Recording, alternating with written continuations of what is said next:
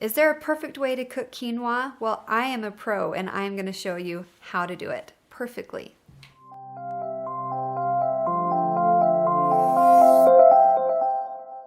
So the first time I ever tried quinoa was actually at a health fair.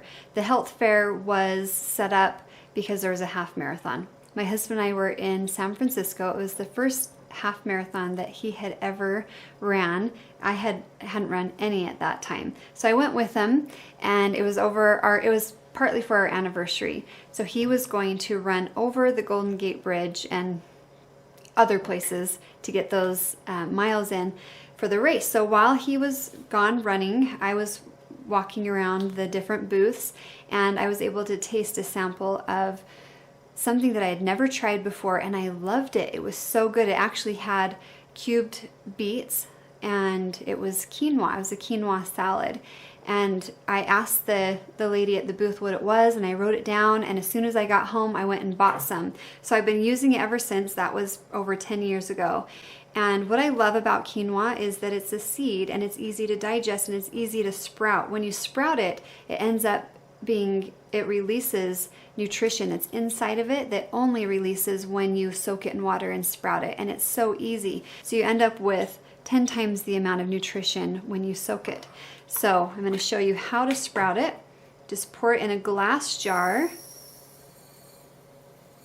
And you don't want to do too much. When you first put it in there, it seems like it's not a lot, but it swells and grows, and so you want to make sure there's plenty of room in here. Then I pour purified or distilled water.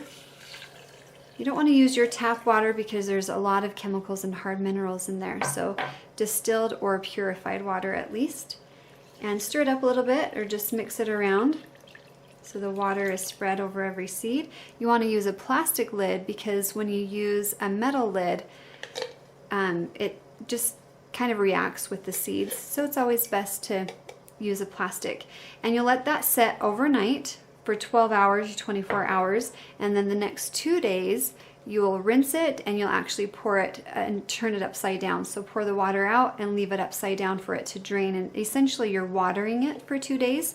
So you'll just put some water in there, mix it around, and put it upside down to drain. I usually do it right by a sink.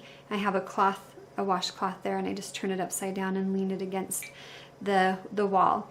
And you'll see little sprouts come out, and you can just eat it like that. You can make your quinoa salad or use it any other way that you would use quinoa with it sprouted.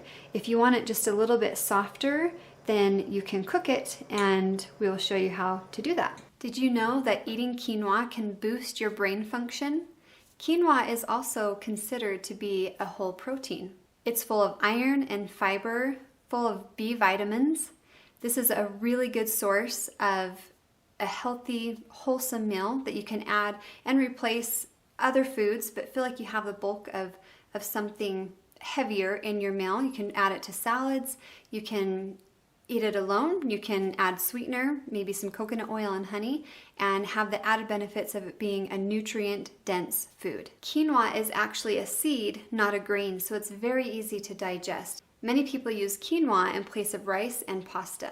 Many people have found great results by using comfrey. Comfrey is a plant, it's an herb, and it's a cell proliferant, so it helps rebuild bones, muscles, skin, anything in the body. And I have it growing in my backyard. It has beautiful blue flowers on it, and I'll put it in a green smoothie. You can make a tea out of it. You can dry it and blend it up to a powder and take it in capsules. But this has been a really great resource in rebuilding the bones or strengthening the bones. One of my favorite authors is T. Colin Campbell, and if you haven't read his book, The China Study, you want to read it, or watch the documentary Forks Over Knives. And he talks a lot about osteoporosis and how preventable it is and how we're able to heal naturally. And he also talks a lot about building the body and how important it is to give the body what it needs. And so I'm going to read a quote from his book, The China Study. He says, "The fact that the body loses its ability to control finely tuned mechanisms when they are subjected to continuous abuse is a well-established phenomenon in biology." So it's important for us to understand that there's so much going on in our body, more than we know. We need to be giving our body what it needs. We need vitamins and minerals, and not just a few, but a wide variety, and that gives us our body what it needs to put it together and build strong bones. So to make the perfect quinoa, I'm gonna do 1 part the quinoa and 2 parts water. So I'm gonna do 1 cup quinoa.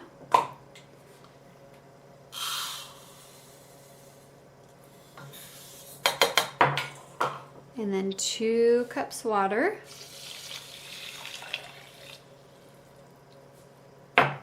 And just stir it just a little bit to make sure it's mixed with the water.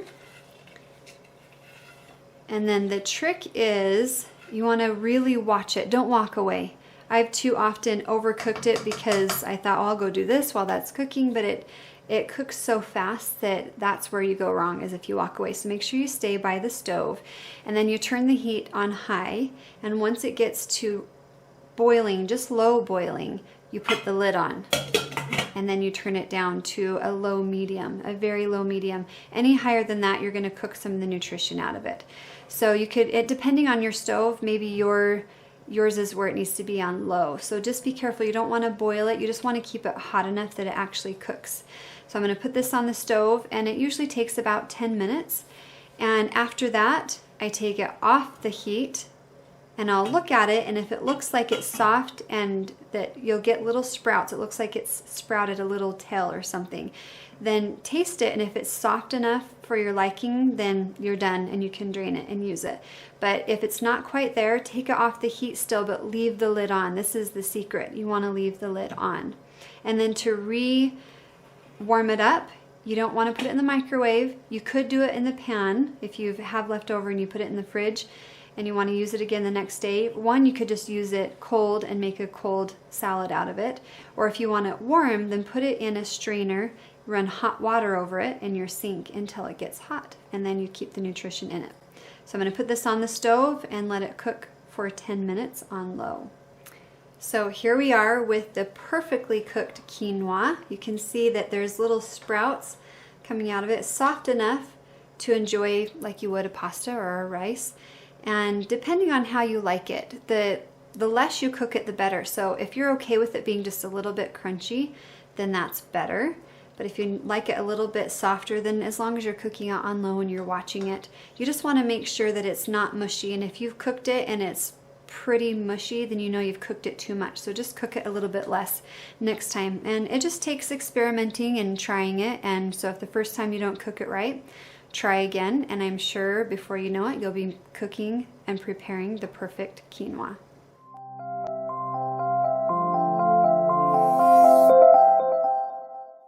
Now you know how to cook quinoa perfectly. Be sure to subscribe, and I'll be teaching you something amazing next week.